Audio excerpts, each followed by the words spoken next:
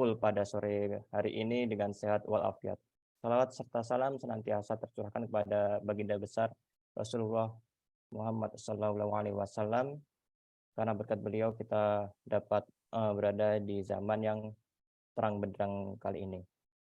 Nah, sebelumnya saya izin memperkenalkan diri, saya Safrizal Aufal Iksani dari Fakultas Kedokteran Universitas Jember yang akan menjadi moderator selama acara kajian ini berlangsung. Nah, kajian ini merupakan acara yang diselenggarakan oleh PDUI Komisariat Jember bersama IMSAK FK UNED. Pada sore kali ini merupakan pertemuan keempat dari 5 pertemuan. Nah, untuk judul pada sore kali ini yaitu Bugar dan Produktif dalam Puasa Ramadan. Untuk sore kali ini yang berkesempatan hadir untuk mengisi kajian ini adalah yang terhormat Dr. Abdul Rauf, Kepala Puskesmas dari Kalisat Jember. Selamat sore, Dokter. Selamat sore. Ya, bagaimana kabarnya nih, Dokter?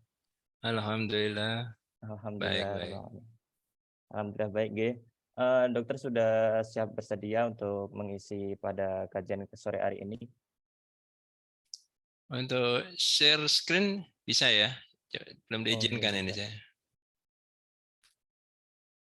Coba share screen ya. Sama Dokter. Saya sudah ya. Dokter. Nah, karena Dr. Abdul Rauf sudah siap, mari kita buka acara kajian pada sore hari ini dengan basmalah bersama-sama. Bismillahirrahmanirrahim. Selanjutnya untuk waktu dan layar saya persilahkan gitu, Dokter. Baik. Terdengar jelas ya suara saya ya? Terdengar, Dokter. Halo. Baik, kita mulai aja. Ini sudah masuk jam 4.10. Assalamualaikum warahmatullahi wabarakatuh. Waalaikumsalam. Waalaikumsalam warahmatullahi wabarakatuh. Alhamdulillahirabbil alamin wa bihi nasta'inu ala umuri dunya waddin. Wassalatu wassalamu ala asrafil anbiya'i wal mursalin sayyidina Muhammadin wa ala alihi wa sahbihi ajma'in. Qala Allah ta'ala fi kitabil karim. A'udzu billahi minasyaitonir rajim. Bismillahirrahmanirrahim. Ya ayyuhalladzina amanu kutiba alaikumus shiyamu kama kutiba alal ladzina min qablikum la'allakum tattaqun. Shadaqallahul adzim. Wa qala Nabi sallallahu alaihi wasallam, man shoma ramadana imanan wa ihtisaban ghufira lahu ma taqaddam min dhanbik. Wa qala aidan, man qama ramadana imanan wa ihtisaban ghufira lahu ma taqaddama min dhanbik. Amma ba'du, yang saya hormati para peserta Zoom kajian Ramadan sore hari ini. Marilah kita bersama-sama manjatkan puji syukur kehadirat Allah SWT karena pada hari ini, sore ini kita sudah memasuki hari yang ke-16 insya Allah di bulan Ramadan. Mudah-mudahan ibadah kita, puasa kita mulai dari awal sampai hari ini diterima oleh Allah SWT. Amin ya rabbal alamin. Para pemirsa yang saya hormati, tak lupa kita sampaikan salawat serta salam kepada Nabi besar Muhammad SAW. Dengan wasilah salawat, mudah-mudahan kita semua mendapatkan syafaatnya nanti. Amin ya rabbal alamin. Para pemirsa Zoom yang berbahagia, kita sudah memasuki hari ke-16. Insya Allah nanti malam adalah malam ke-17. Ya. Kita harus siap-siap menyongsong 10 hari terakhir bulan Ramadan yang senantiasa dinanti-nantikan oleh semua umat Islam utamanya, yaitu menyongsong Lailatul Qadar. Bahkan ada yang meriwayatkan pada malam 17 termasuk malam-malam yang ganjil, di antaranya yang mungkin aja akan turunnya Lailatul Qadar. Oleh karena itu, pada kesempatan kali ini kita akan berbicara yang ringan-ringan saja dan tidak melelahkan, yaitu terkait dengan bugar, ya. Bugar dan produktif dalam puasa Ramadan. Kenapa ini penting? Karena kebanyakan kalau kita itu berpuasa itu sepertinya kayak lemes-lemesan, tidak semangat ya. Karena alasannya puasa, ya kan. Padahal Rasulullah itu lebih menyukai umatnya yang kuat daripada umatnya yang lemah, ya. Oleh karena itu, mari kita coba bahas sedikit ini yang ringan-ringan ini, mudah-mudahan bisa menjadikan motivasi ibadah puasa kita meskipun sudah hampir separuh yang sudah kita lewati. Bugar itu apa sih? Bugar itu adalah suatu kemampuan tubuh untuk melakukan kegiatan sehari-hari dengan penuh energi. Dan setelah menyelesaikan kegiatan tersebut, masih memiliki semangat dan tenaga cadangan untuk menikmati waktu senggang. Dan siap untuk melakukan kegiatan lain yang mendadak atau tidak terduga. Jadi yang dikatakan bugar ini adalah suatu kondisi di mana kita habis melakukan suatu kegiatan, kita tidak menjadikan suatu kelelahan. Sehingga kita cenderung tidak siap ketika menghadapi sesuatu yang mendadak. Itu yang kondisi yang dimaksud dengan bugaran. Jadi yang bugar adalah yang ketika suatu kegiatan kita sudah selesai melaksanakannya, kita tetap mempunyai cadangan di dalam tubuh kita ketika ada sesuatu yang kurang menguntungkan atau mendadak yang tidak terduga. Oleh karena itu, syarat bugar itu adalah adanya keseimbangan sumber energi yang diperoleh dari makanan yang ada di sekitar kita, yang ada dengan kegiatan fisik, baik itu rutin dan olahraga yang membutuhkan energi. Jadi kalau itu ada keseimbangan dan masih ada cadangan yang cukup untuk melakukan suatu kegiatan setelah itu, maka itu kondisi yang bugar, ya.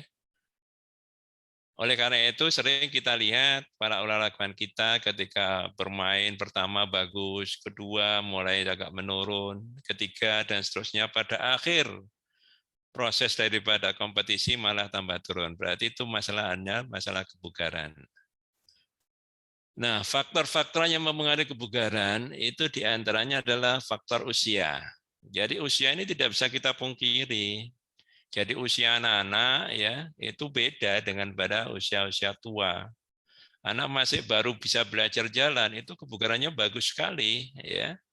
Makanya kalau pada anak-anak sampai jatuh sakit itu karena over sudah melewati daripada kebugarannya sehingga apa yang tersimpan di dalam tubuhnya itu sudah habis sehingga tidak ada cadangan untuk melakukan suatu kegiatan lain. Jadi pada masa-masa sekarang biasanya kan ini yang sering terjadi. Pada anak-anak yang kelompok kecil itu cenderung diasuh pada orang-orang yang dewasa. Bahkan ibu kita atau nenek kita, nenek anak-anak kita itu sering kita titipin. Ya, ini kan kasihan, padahal tingkat kebugarannya beda.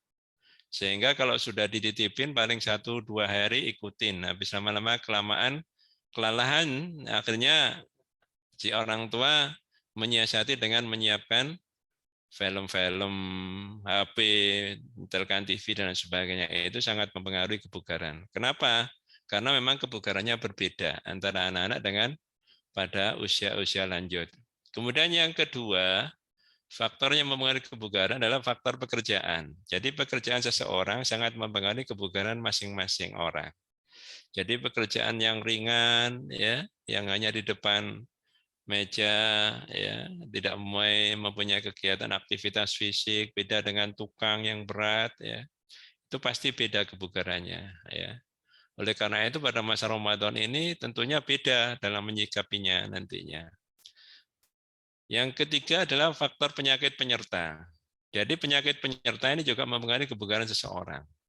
Ada yang penyakit-penyakit tertentu yang terkait dengan hemodinamika, yaitu tentang jantung, dan lain sebagainya. Itu pasti kebugarannya beda dengan penyakit-penyakit yang hanya misalkan karena ya penyakit kulit, penyakit ringan, itu akan berbeda pula. Ya. Kemudian yang keempat itu terkait dengan hobi. Ya, hobi daripada seseorang itu mempengaruhi kebugaran daripada masing-masing orang. Yang biasa hobinya hanya baca, tidur, ya pasti berbeda dengan mereka yang biasa mungkin aktivitas jalan, aktivitas lari, ya. Apalagi rutinitasnya tidak terjaga, itu pasti berbeda. Faktor-faktor ini yang akan mengaruhi respon ketika kita berpuasa. Ya. Ini salah satu kebutuhan kalori yang menjadikan dasar masing-masing orang. Ya. Jadi dari kelompok umur, di sini kita bisa lihat ada mulai 19 sampai 29 tahun, itu yang laki membutuhkan kebutuhan kalori dasar ya. Ini kebutuhan kalori dasar itu sekitar 2.650, kalau perempuan sekitar 2.250 kilokalori. Jadi pada usia-usia muda biasanya kalorinya cukup banyak. Karena apa? Biasanya cenderung aktivitasnya masih banyak. Oleh karena itu pada kelompok-kelompok usia ini, meskipun asupan makanannya banyak, itu tidak berisiko terjadinya obesitas dan lain sebagainya.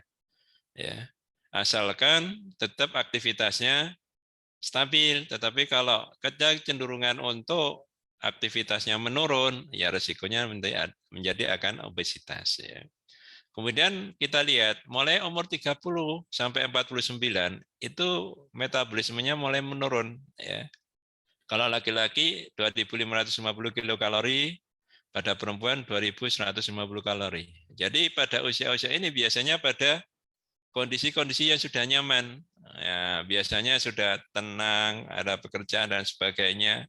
Nah, itu ada kecenderungan makanannya kalau dari yang umur 29 tidak dibatasi, tidak dikontrol, maka mulai terjadi faktor-faktor obesitas, ya, penumpukan lemak dan sebagainya. Itu yang akan berpotensi memberikan resiko-resiko penyakit tertentu, ya, hipertensi, jantung koroner dan lain sebagainya. Kemudian pada usia lebih lanjut lagi, kita lihat pada usia 50 sampai 64 tahun. Kebutuhan kalori dasar sudah mulai turun juga. Untuk laki-laki 2.150 kilokalori dan perempuan 1.800 kilokalori, ya. Mulai turun, ya.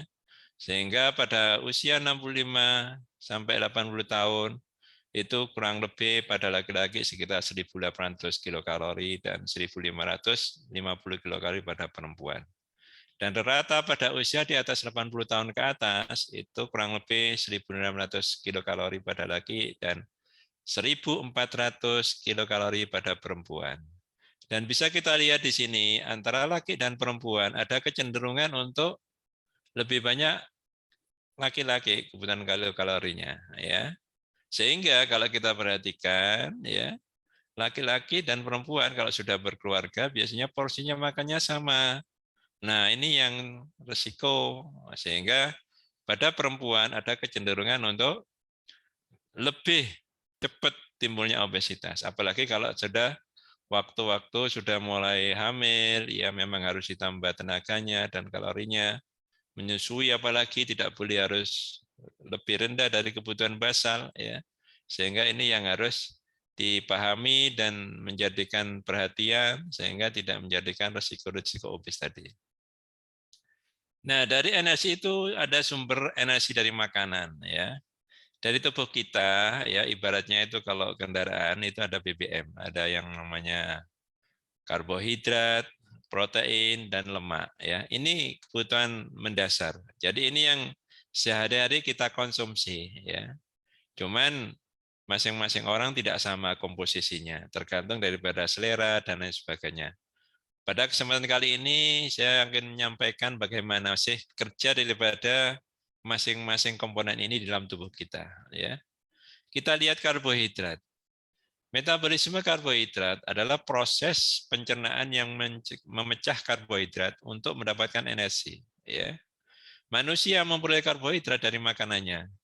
Makanan yang mengandung karbohidrat saat dikunyah akan dipecah oleh enzim petialin atau amilase dalam air liur menjadi glukosa. Nah, perubahan dari ini yang glukosa ini yang sering disukai pada orang-orang kita, ya. Sehingga kalau di masyarakat kita itu kalau istilahnya sudah makan, sudah, itu kalau belum makan nasi ya dikatakan belum. Nah, gitu. Padahal sudah habis mungkin roti dan lain sebagainya, ya. Kemudian karbohidrat adalah salah satu makronutrien yang dibutuhkan manusia selain protein dan lemak. Makronutrien adalah nutrisi yang dibutuhkan tubuh dalam jumlah besar untuk dapat menghasilkan energi. Ya. Jadi sebagian besar masyarakat kita itu masih tergantung kepada karbohidrat. Ya. Utamanya di pedesaan, di desa itu kebanyakan nasinya yang banyak. Ya. Tidak penting apakah proteinnya cukup atau lemaknya sudah sesuai, tidak penting. Yang penting karbohidrat. Ya. Karena ini sesuatu yang memang sudah lazimnya di sekitar kita dan bahan pokoknya juga ada ya. Mudah-mudahan senantiasa tetap ada terus ya sampai berikutnya. Kemudian karbohidrat yang bersumber dari sayuran, buah-buahan, biji-bijian, kacang-kacangan dan susu adalah karbohidrat yang sehat. Karena apa? Karena didapat secara alami. Jadi yang secara alami itu yang baik, yang ideal. Karena apa? Karena itu yang masih banyak zat-zat yang dikandungkan dan tidak rusak. Sedangkan roti, kue, soda, permen, sirup merupakan sumber karbohidrat yang tidak sehat karena telah diolah dengan berbagai bahan yang tidak memiliki banyak vitamin atau mineral. Ya. Tetapi yang lebih kita sukai yang sudah hilang vitamin dan mineralnya, roti, kue, ya kan? Nah ini terjadi perubahan. Ya. Lalu bagaimana dengan protein? Protein adalah metabolisme yang terjadi dalam dua fase. Ya, yang pertama adalah anabolisme dan katabolisme. Anabolisme adalah proses perubahan asam amino menjadi protein. Sedangkan katabolisme adalah proses pemecahan protein menjadi asam amino. Jadi prinsipnya kalau anabolisme itu adalah pembentukan protein, kalau katabolisme adalah pembongkaran daripada protein. Ya, nanti di belakang ada skemanya. Karena proses ini membutuhkan pH yang ideal, pemutusan ikatan peptid ini hanya dapat terjadi di lambung yang hanya memiliki lingkungan asam. Ya. Jadi protein itu biasanya dipecah di lambung. Ya. Enzim yang dapat memutuskan protein tidak dapat berfungsi setelah makanan mencapai usus besar karena tingginya pH. Ya, jadi enzim ini hanya berada di lambung aja, yang bekerja di lambung. Setelah di lambung nanti enzim itu tidak bekerja setelah lewat dari lambung. Ya.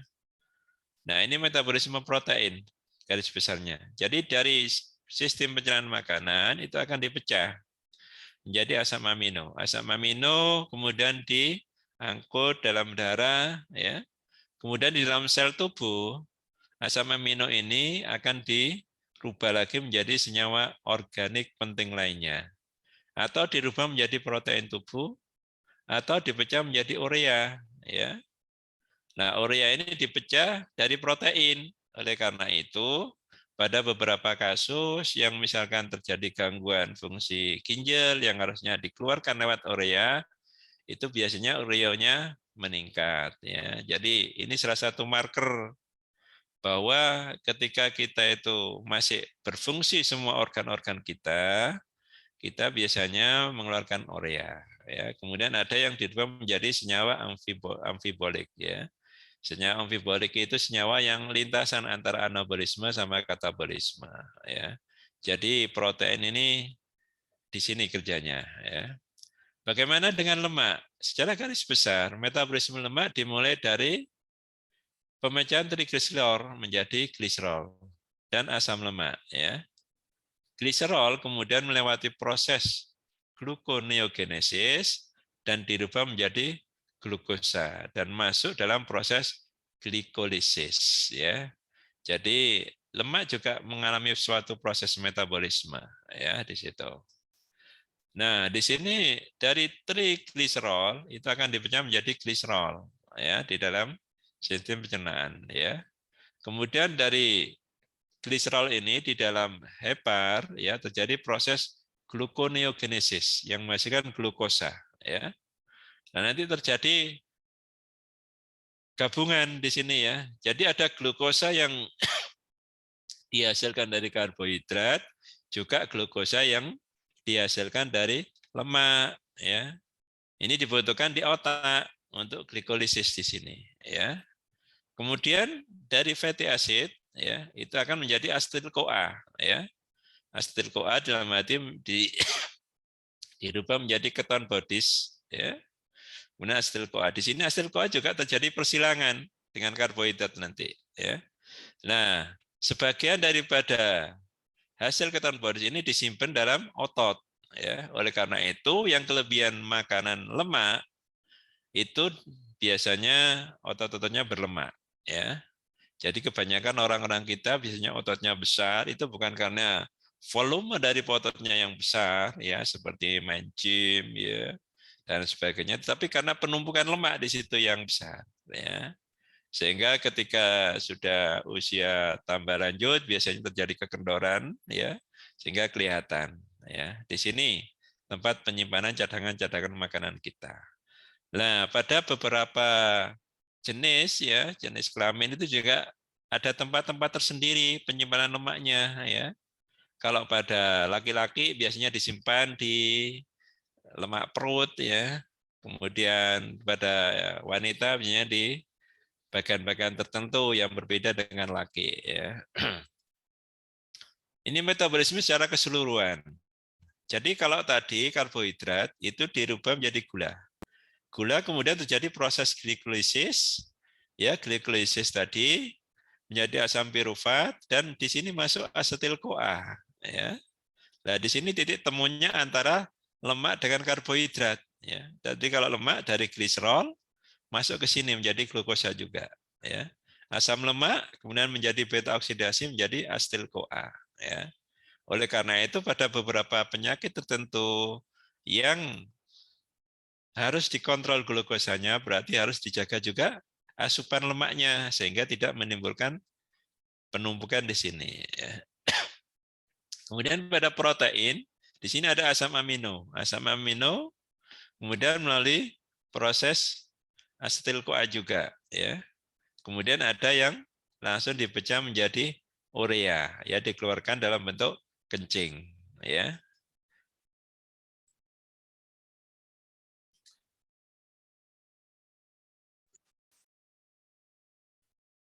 Nah, semua ini dari asam dari protein, karbohidrat dan lemak itu akan melalui suatu proses siklus Krebs, ya di sini. Jadi semuanya akan mulanya di sini nanti, ya. Cuman masing-masing jalannya beda-beda. Kalau tadi yang protein itu dipecah di lambung. Kemudian kalau karbohidrat dipecah mulai di pencernaan di mulut, ya kan? Jadi beda-beda, ya. Baik, selanjutnya ya, yang direkomendasikan adalah dalam hal asupan energi selama bulan Ramadan, seseorang harus berusaha untuk mengonsumsi jumlah yang setara dengan asupan energi selama periode tidak berpuasa, dengan perbedaan waktu atau jadwal pengaturan makanan. Jadi maksudnya, ya, ketika kita berpuasa itu kan kesempatan masuk makan itu kan hanya 2 kali, ya, dengan interval yang kosong cukup lama. Oleh karena itu, kita dianjurkan untuk menyesuaikan yang sebelumnya itu 3 kali, tentunya yang disesuaikan adalah volume asupannya. Misalnya dengan mencocokkan makan sahur Ramadan dengan makan siang rutin biasa, kemudian berbuka puasa Ramadan dengan makan malam, dan camilan malam Ramadan dengan makan pagi. Ya, jadi ini yang direkomendasikan dalam rangka menjaga kebugaran kita, dalam rangka menjaga cadangan energi yang ada di dalam tubuh kita selama sekian jam tidak terisi, itu tidak beresiko terjadinya penurunan cadangan energi. Ya. Memastikan konsumsi cairan yang cukup setiap hari selama periode Ramadan. Volume cairan yang dibutuhkan oleh seorang yang melakukan latihan fisik untuk keseluruhan hari, ya, harus memperhitungkan jumlah minimal yang dibutuhkan sepanjang hari, yaitu kebutuhan cairan selama 24 jam ditambah dengan kehilangan keringat selama latihan. Ya. Jadi yang dihitung kebutuhan cairan adalah selama 24 jam dan kehilangan keringat. Ya. Setelah itu, seorang perlu menggantikan atau mengonsumsi 1,5 kali jumlah yang dihitung untuk memastikan kecukupan cairan harian. Jadi kita bisa menghitung sendiri, rata-rata mungkin kalau untuk air itu biasanya dihitung dalam gelas, ya, sekitar 8 gelas ya. Kalau ukuran itu 200 berarti kurang lebih 1600 cc ya. Itu sehari. Tinggal kita hitung kehilangan kita berapa ya. Kalau misalnya kehilangan kita sekitar 500 cc ya ditambah 1600 tambah 500 cc ya. Nah, apa yang dimaksud dengan produktif? Ya, produktif adalah sebuah cara untuk mendapatkan hasil yang diinginkan dengan sedikit waktu dan sedikit usaha. Jadi, selama kita bulan Ramadan, kita tidak dianjurkan untuk malas-malasan. Ya. Kita tidak anjurkan untuk tidur-tiduran terus. Ya memang puasanya, tidurnya orang berpuasa itu berpahala. Dengan niatan ketika tidak kondisi tidur itu tidak melakukan hal yang negatif ya. Misalkan daripada kita ngerasani, daripada kita menggunjing ya yang bisa menghilangkan pahala puasa kita, mungkin sebaiknya tidur. Nah, itu yang dimaksud dengan tidurnya orang berpuasa itu berpahala ya. Tetapi kalau tidur terus tidak beraktivitas, tidak memberikan hasil, itu tentunya juga negatif, tidak memberikan hasil yang baik ya. Jadi orang berpuasa tetap harus beraktivitas dan berproduktif ya. Nah, faktor yang mengenai produktivitas itu yang pertama adalah pengetahuan ya. Jadi pengetahuan ini penting. Jadi ilmu di sini ya. Ilmu daripada kita umat Islam dalam melakukan puasa itu sangat penting. Apa dasarnya? Ya. Kalau puasa itu hanya ikut-ikutan saja, saya kira nanti motivasinya beda. Ya. Otomatis untuk produktivitasnya juga berbeda. Ya. Apalagi kalau dengan alasan karena puasa membatasi semua kegiatan, ya, yang biasanya masuknya mungkin seminggu 6 jam jadi 5 jam. Nah itu tergantung pengetahuan. Ya. Jadi pengetahuan daripada terkait puasa. Apalagi kalau kita tahu bahwa pahalanya puasa itu sebegitu besar. Ya. Nilai-nilai amalan ibadah yang biasanya ibadah sunnah itu dinilai sebagai ibadah wajib. Ya, dan seterusnya. Dan dilipat gandakan.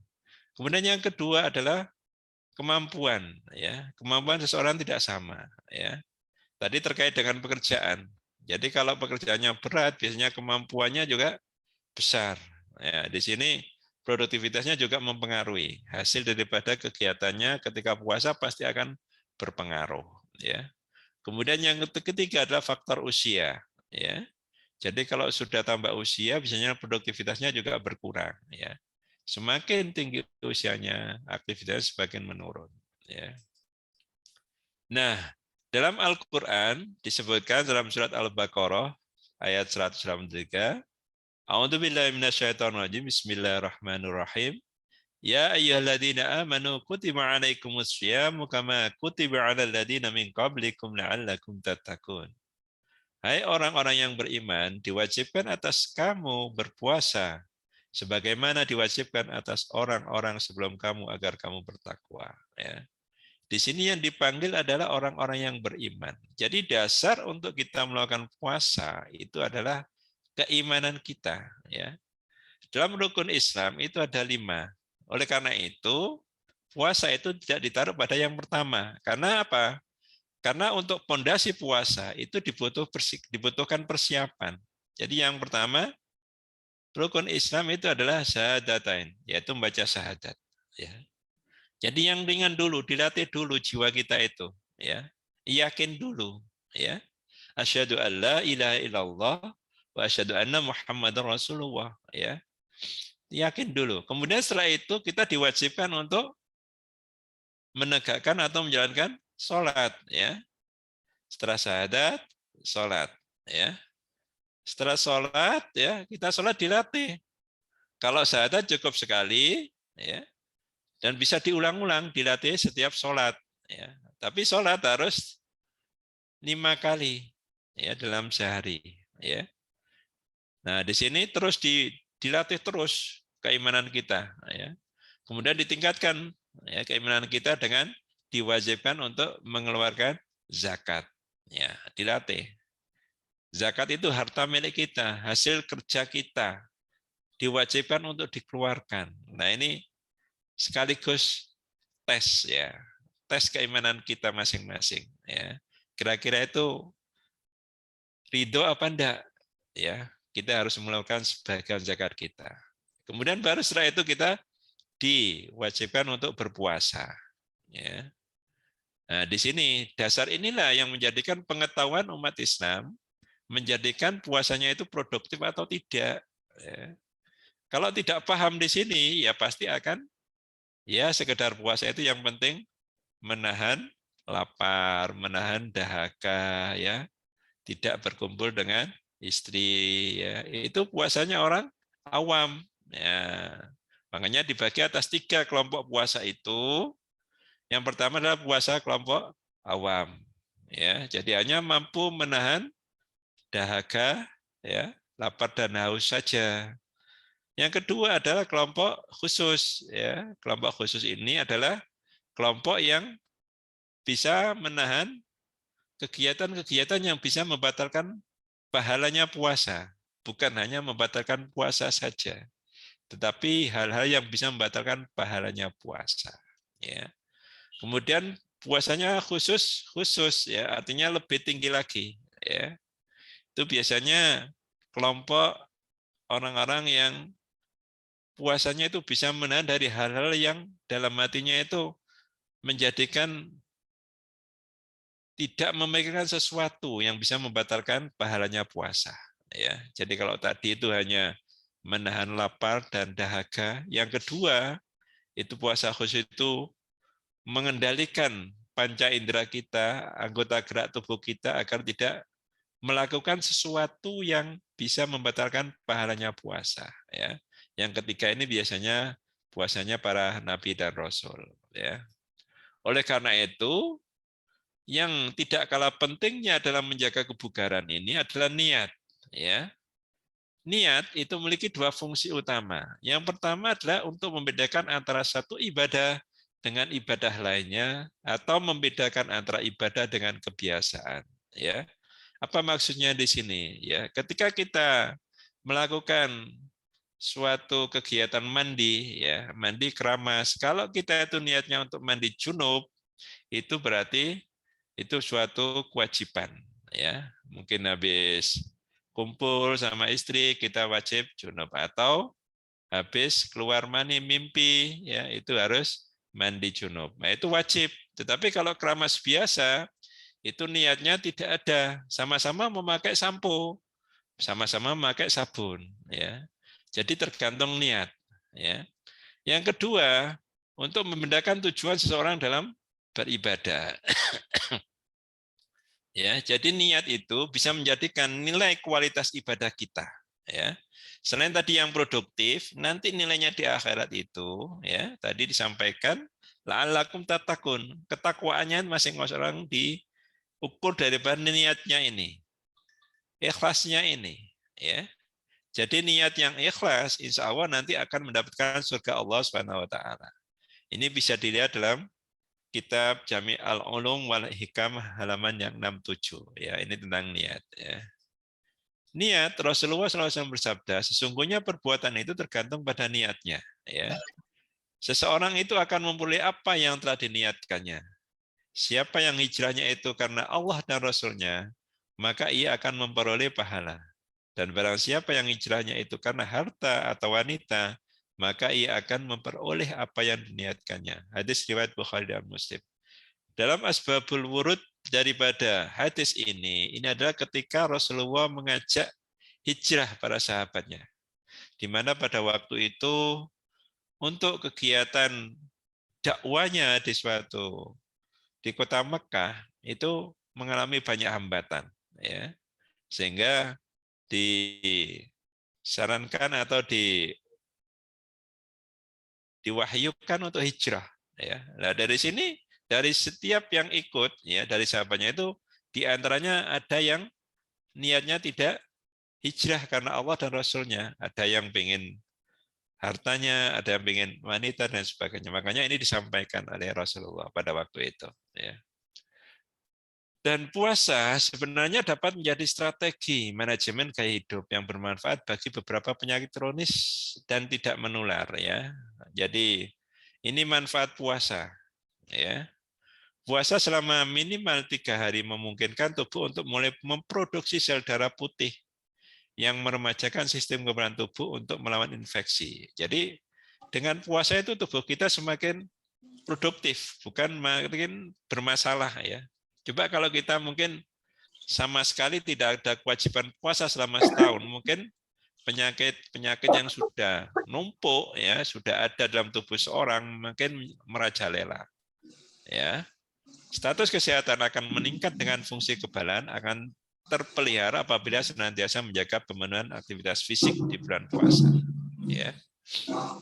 Nah, di sini beberapa kelompok aktivitas ya yang bisa menjaga kebugaran. Ya.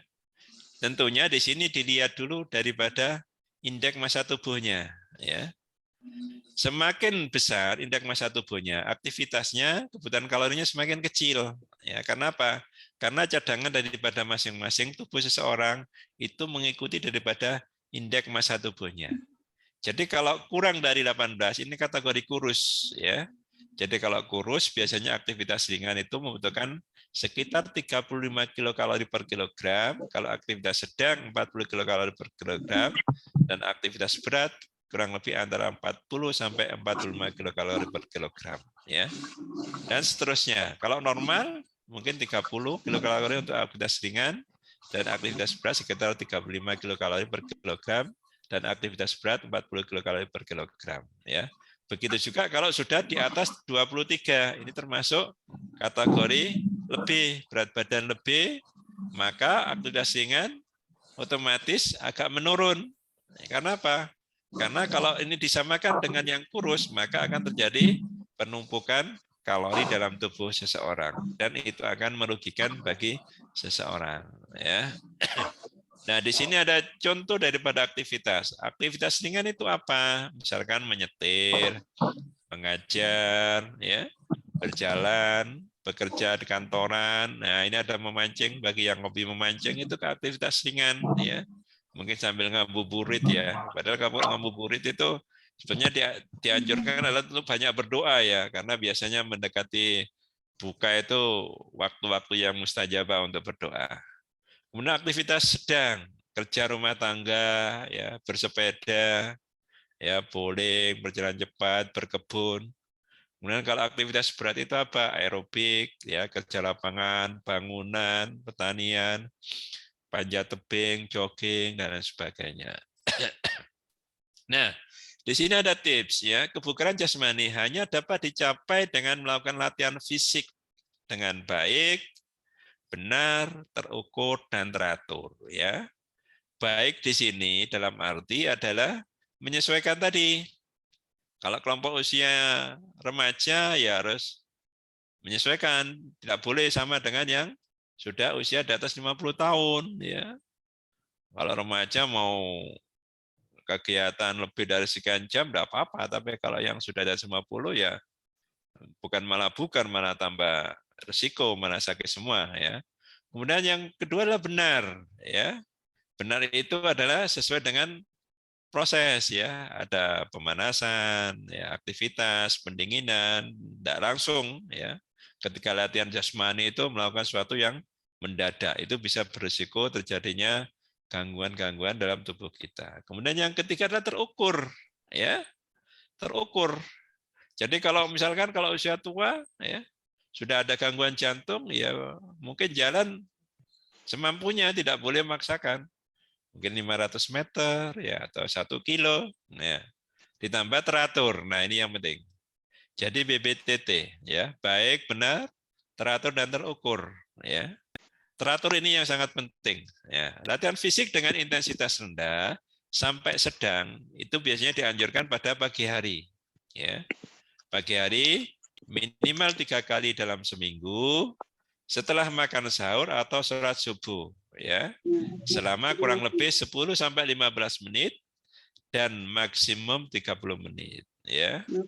Nah, di sini diharapkan ini mungkin dianjurkan aja ya. Mungkin yang rumahnya agak jauh dari masjid lah lebih diuntungkan di sini ya. Jalannya memutar ya. Antara berangkatnya ke masjid dengan pulangnya berbeda ya. Nanti diukur kurang lebih mungkin 10 sampai 15 menit ya, itu sudah cukup pagi hari untuk latihan fisik ya. Jadi ini contohnya berjalan kaki atau lari kecil di tempat ya. Kemudian sore hari juga dapat menjadi pilihan waktu dengan tujuan lebih jauh untuk kekuatan otot ya. Kenapa ini disarankan untuk sore hari? Karena biasanya setelah aktivitas itu sudah mendekati buka ya.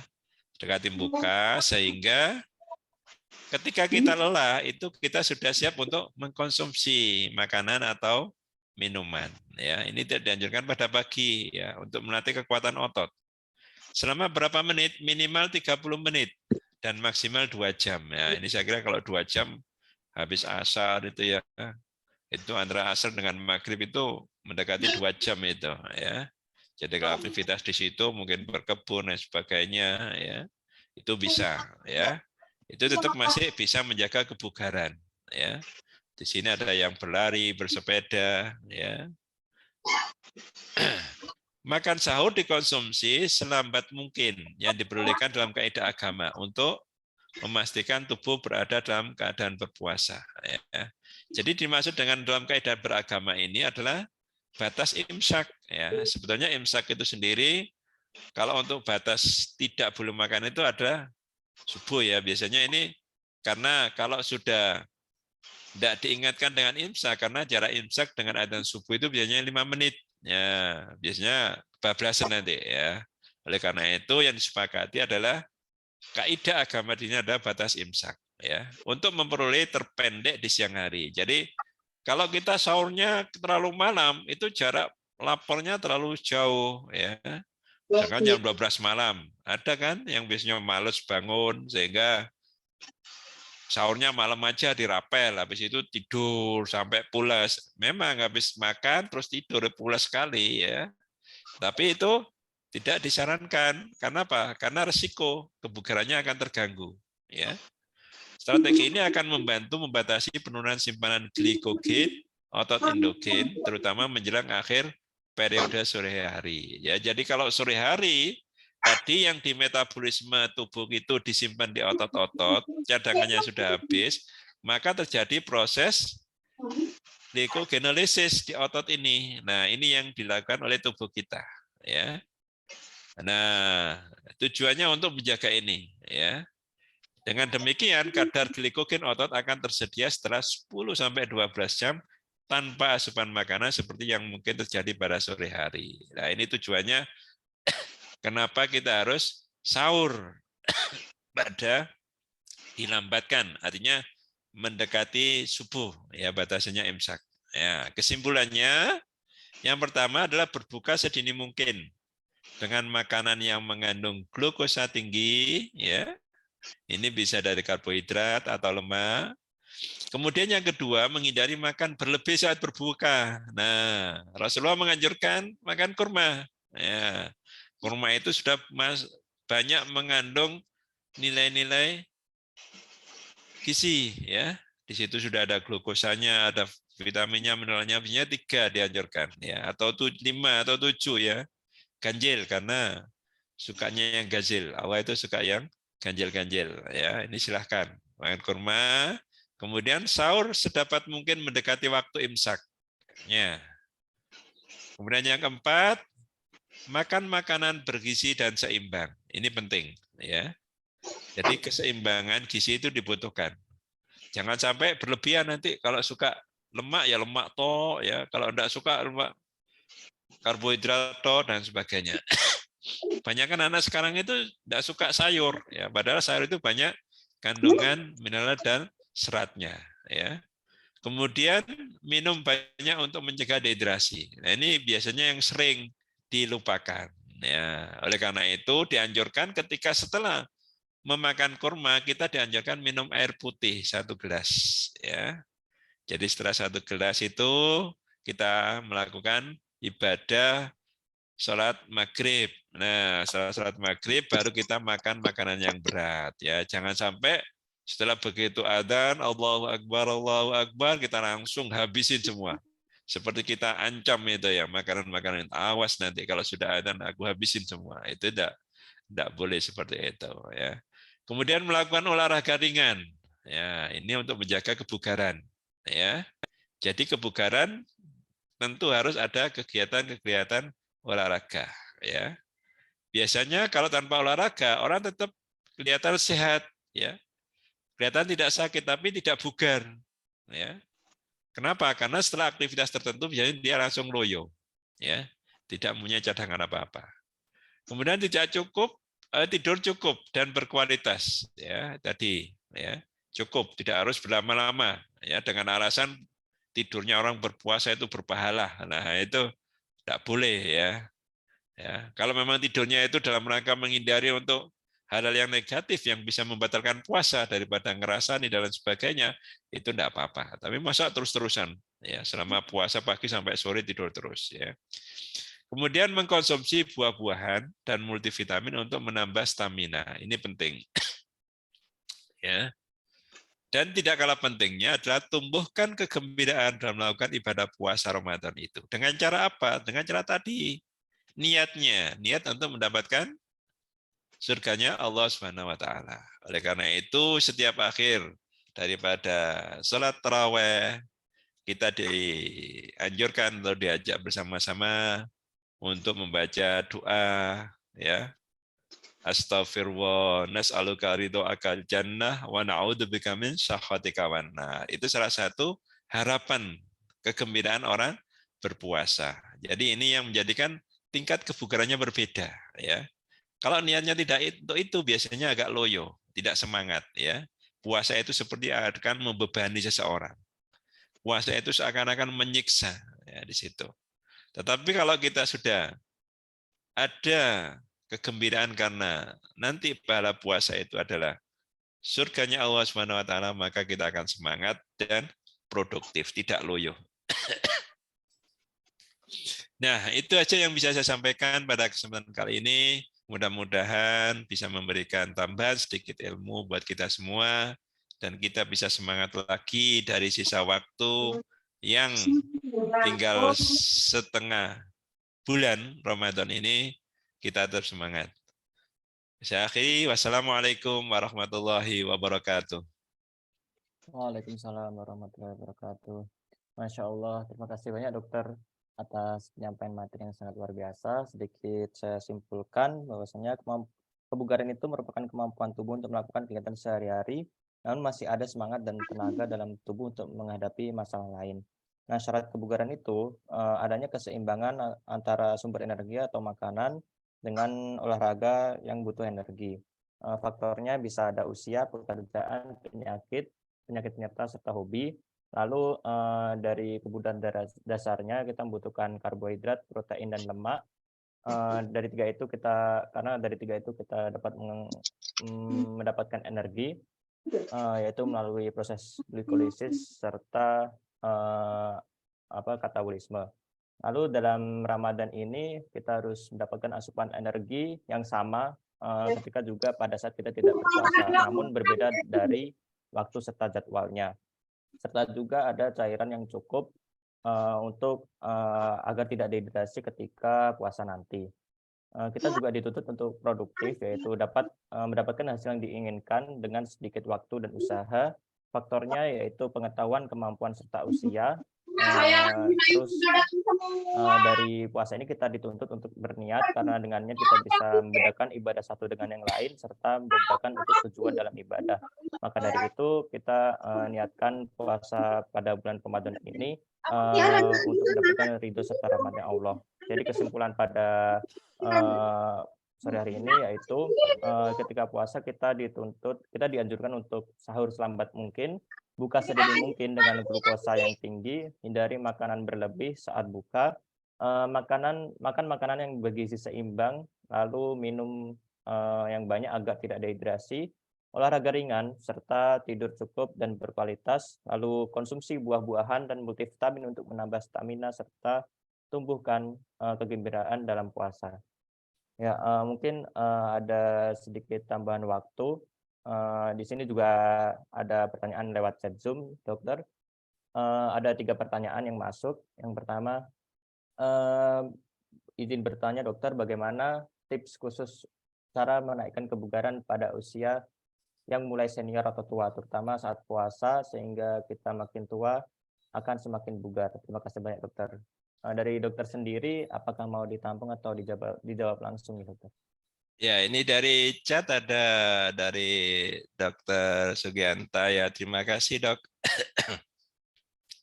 Jadi untuk khusus pada kebugaran pada usia mulai tua ya, saat berpuasa, itu biasanya pada kelompok-kelompok ini biasanya motivasinya yang tinggi. Nah, ini biasanya tampak kebugaran seseorang itu kelihatan ya.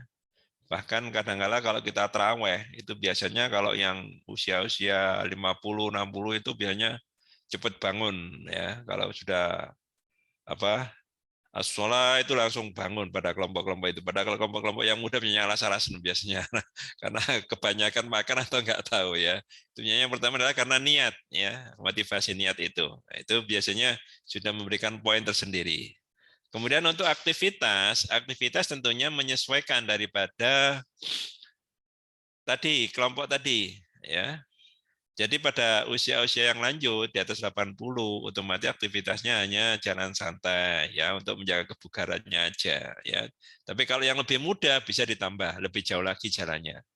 Jadi menyesuaikan ya itu tetap kebugaran itu tidak bisa didapatkan hanya dengan diam. Jadi kebugaran itu tetap dengan aktivitas, dengan olahraga. Makanya pada beberapa orang yang kebiasaan atau tadi yang saya sampaikan pengaruh dari hobi, itu pasti kebugarannya beda. Ya, kalau hobinya mungkin hanya ya mungkin baca-baca buku, novel dan sebagainya, pasti beda kebugarannya dengan orang-orang yang mungkin hobinya lari, jalan, ya, futsal dan sebagainya. Ya, jadi tipnya itu. Jadi pada kelompok-kelompok yang sudah tua, yang pertama adalah niat, biasanya dominan sekali. Yang kedua menyesuaikan aktivitas sesuai dengan beban usia. Apalagi kalau tadi ada faktor penyakit, lah kita tidak bisa memaksakan diri. Ya, saya kira itu. Baik, terima kasih, dokter, Ya, atas jawabannya. Mungkin lanjut ke apa yang kedua namanya? ya. Yang kedua, dokter. Ya, Bagaimana aturan bagaimana makan aturan dan minum? makan dan minum pada saat sahur dan buka bagi yang punya hipertensi dan obesitas, ya. Jadi untuk sahur dan buka pada kelompok-kelompok obesitas, ya, itu sebetulnya tinggal menyesuaikan kebutuhan asupan kalorinya, ya. Jadi memang dengan puasa itu kadang-kadang tidak terasa, tahu-tahu berat badannya berkurang setelah akhir Ramadan. Nah, itu sebetulnya bisa dipelajari, ya. Jadi misalkan asupannya karena volume di dalam tubuh kita, lambung kita itu kemampuannya terbatas. Prinsipnya tadi kita tidak boleh terlalu berlebihan ketika buka, ya sehingga tidak kekenyangan sehingga kita seakan-akan setelah buka itu oksigen kita itu lari ke perut sehingga hipoksi di otak kita dan jadi ngantuk. Nah, ini tidak boleh, tidak dianjurkan, ya. Oleh karena itu apalagi pada obesitas, jadi makan secukupnya. Yang penting pada kasus-kasus obesitas ya dan hipertensi, kita obesitasnya dulu kita kendalikan ya. Artinya dengan membatasi asupan. Untuk hipertensinya itu kita lihat apakah dengan pola itu bisa menurunkan tekanan darahnya atau tidak. Kalau tidak, berarti dia harus minum obat antihipertensi. Ya, jadi dia harus mengacu kepada pola. Jadi sudah pola makan sudah diatur, pola tidur sudah diatur dan lain sebagainya. Ternyata tensinya tetap tinggi, ya berarti harus minum obat. Nah, minum obat ini tentunya bisa jadi seumur hidup, ya. Seumur hidup itu artinya selamanya. Cuma dalam batas dosis yang minimal yang diharapkan, ya. Sehingga apa? Karena resiko hipertensi dengan resiko minum obat seumur hidup itu resikonya lebih kecil, ya. Ketika kita minum obat dibandingkan ketika kita tidak minum obat itu efeknya lebih besar, resiko organ-organ terganggu lebih banyak, ya. Jadi kalau obesitas itu membatasi asupan, ya. Kemudian kalau untuk sahur sama, ya. Dan kalau obes biasanya membatasi jumlah kalori dan meningkatkan serat, itu anjurannya, ya. Jadi itu yang dianjurkan. Jadi pantangannya tadi itu membatasi atau mengurangi karena obesitasnya. Ya. Kemudian kalau untuk hipertensi ya pada umumnya hindari makanan-makanan yang terlalu asin ya. Terjadinya apa? Peningkatan natrium dalam tubuh itu tidak dianjurkan ya. Baik itu terus untuk selanjutnya ini dari Pak Munawir ya ini ya. Ya, izin bertanya tips tetap bugar di bulan puasa bagi penderita gagal jantung. Nah, gagal jantung ini biasanya ada tahapan-tahapannya. Stadium mana dia dapatnya gagal jantung itu ya.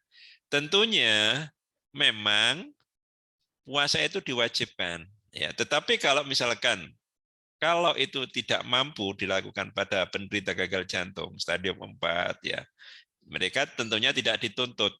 Mereka harus mengambil rukhsahnya ya, mengambil istilahnya dispensasi ya, boleh tidak melakukan puasa tapi dengan membayar fidyah ya. Tetapi untuk menjaga kebugaran tetap harus menyesuaikan tadi latihan aktivitasnya ya. Jadi menyesuaikan dengan stadiumnya ya. Kalau biasanya hanya mampu ke kamar mandi mandiri ya sudah itu aja yang bisa dilakukan selama bulan puasa ya. Mungkin hanya rileks, jalan santai pagi ya, atau mendekati buka itu jalan itu boleh ya. Jadi untuk gagal jantung itu menyesuaikan daripada stadiumnya, stadium 1, 2, 3 atau 4 ya. Semakin berat tentunya kita mungkin memilih rukhsahnya aja, mengambil fidyah atau membayar fidyahnya aja.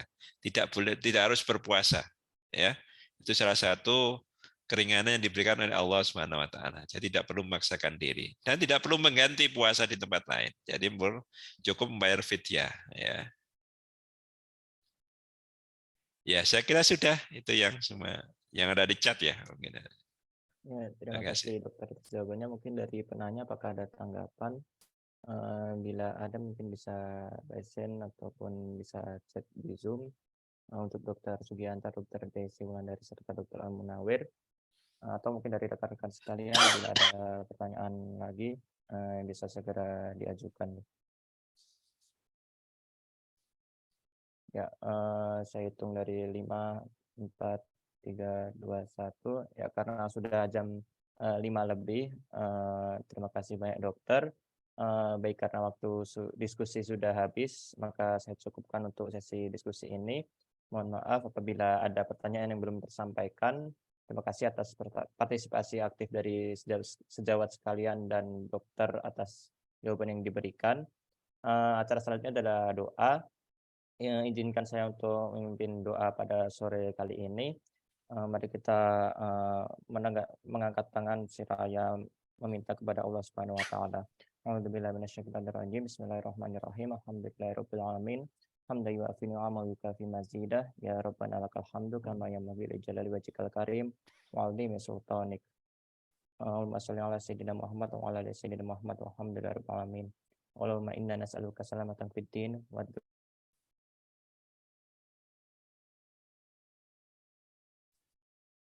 dunia wal akhirah wa afiatan fid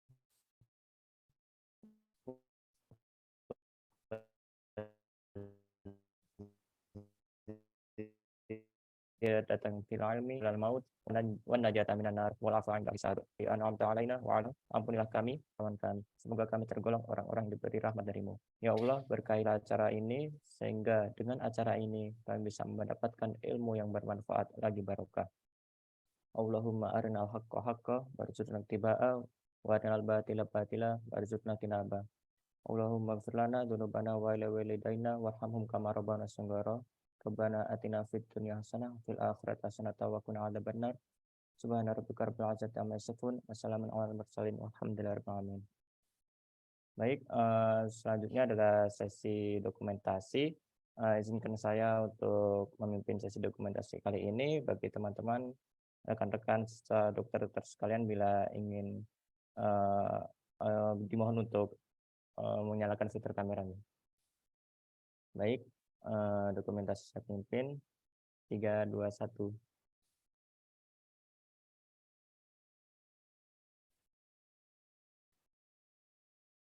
Baik, sekali lagi 3, 2, 1.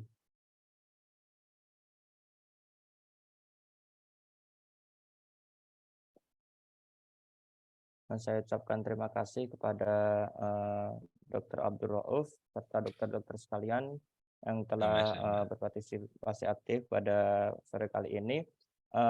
Semoga apa yang kita dapatkan pada hari ini bermanfaat untuk kehidupan sehari-hari. Amin.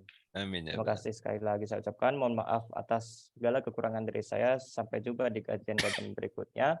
Inna suratul mustaqim. Assalamualaikum warahmatullahi wabarakatuh. Terima kasih banyak, dokter. Waalaikumsalam warahmatullahi wabarakatuh. Izin live ya. Iya, dokter.